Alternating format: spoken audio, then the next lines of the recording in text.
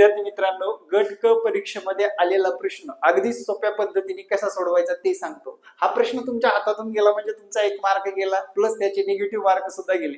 लक्षात घ्या काय करायचं बघा. जर चौरसाची बाजू 25% वाढवली तर त्या चौरसाचे क्षेत्रफळ किती टक्क्यांनी वाढेल?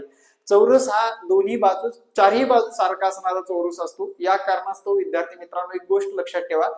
त्या चौरसाचं समजा 100 एक बाजू होती, 100 इंटू 100, 100 गुणिले 100 जर केलं आपण, हे येतं 10,000.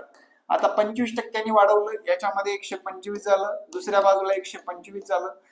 बरोबर 125 ला असं करायचं, याचा गुणाकार करताना एक ट्रिक्स वापरा. 12 नंतर एक 13 संख्येने गुणून घ्यायचंय.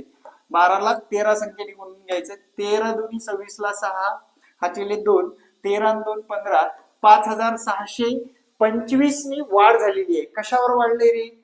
10,000वर वाढले. मग 5625 इंटू 100 भागिले 10,000. 1 2 3 4. हे 2 शून्य गेलं आणि हे दोन्ही शून्य गेलं, इथं डॉट आलं आणि आपलं हे फायनल उत्तर आलं.